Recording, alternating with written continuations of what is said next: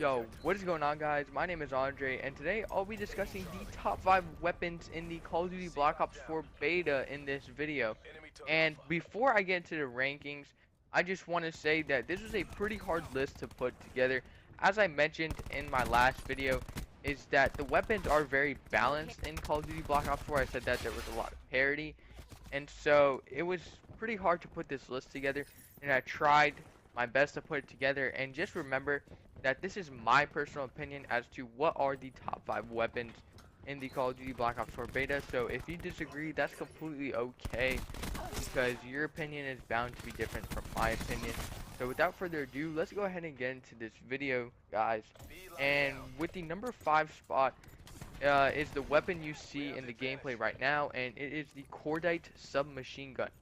Now, I personally really like this weapon because it's got good fire rate, and the iron sights is pretty good, and it has a pretty large magazine size. I believe it can hold 60 rounds in its clip and 85 with an extended mag.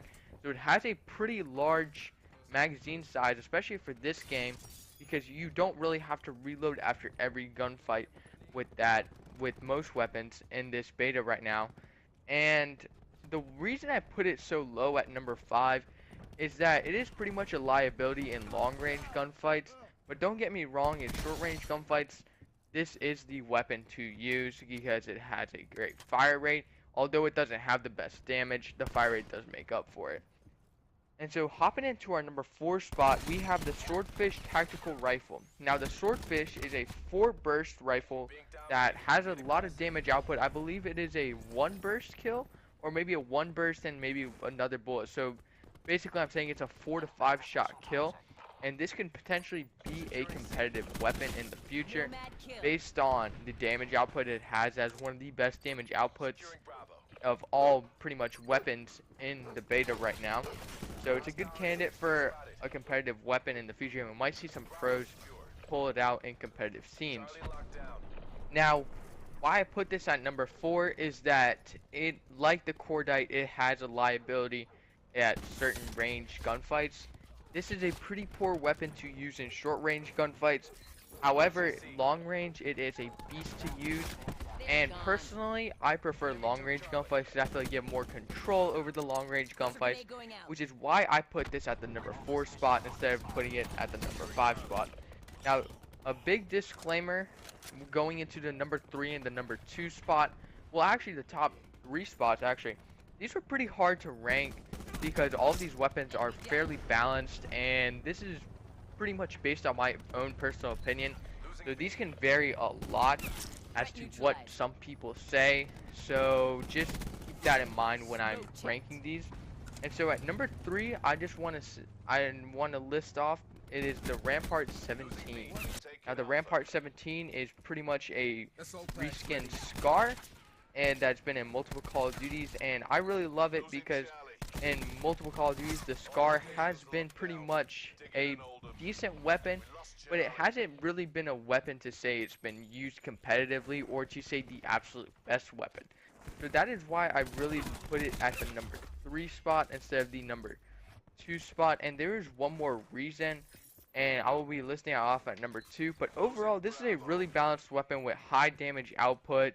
It's got decent range, it's got a decent fire rate. Overall, it's a very solid weapon to use, and I highly recommend for people to actually use this weapon because it is a very good weapon. Now, hopping into the number 2 spot, we have the MX9 submachine gun. Now, like the Rampart 17, I believe the MX9 is a very solid weapon. It's got a good fire rate, it's got decent damage for a submachine gun, it's got good range too, and I mean it has pretty good accuracy as well. And the reason why I put this weapon at the number 2 spot versus the number 3 spot is that Call of Duty Black Ops 4 will be a pretty sub-heavy game because of the movement in this game is very fast. So that's why I put this at the number 2 spot, is that it's a submachine gun and it's going to be a very sub-heavy game, and that's why I would put it over the Rampart 17, because most of the time you will be running a submachine gun in this game versus an AR. Now, going into our number 1 spot, honestly, I really had no problem putting this at the number 1 spot because this is my personal favorite. and I think is like the best weapon, the best weapon in the Call of Duty Black Ops 4 beta, and without a doubt, it could potentially be the best weapon when the game comes out if there are no patches to this weapon or nerfs. I believe it can be the best, and that is the Vapor XKG. Now, this is an AR that can pretty much do it all. It has got good range, it's got good fire rate, it's got good accuracy when you have the tritium sight on it, and it has pretty much, it can be used as a hybrid. It can be used as a submachine gun and an AR. I'm very comfortable using this weapon in short range engagements, and I'm very comfortable using this weapon at long range engagements. So it is pretty much a good combination. I would really describe it as a more powerful Peacekeeper in Call of Duty Black Ops 2. That's how I would describe it. And it is a 4 to 5 shot kill, so it does have a good damage output. Fire rate is pretty fast, and range, like I said, is very good. And the accuracy of the weapon does not disappoint as well. So that's why I put it at the #1 spot.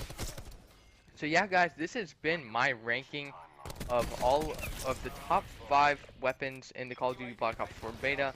And of course, if you enjoyed this video, don't forget to like, comment down below what are your top 5 weapons in the Call of Duty Black Ops 4 beta. I always love to see what opinions you guys have on the beta, and what are your personal favorite weapons to use in the beta. And as always, if you are new to the channel, do not forget to click that subscribe button for more awesome content like this. And thank you guys. It's been Andre. Peace.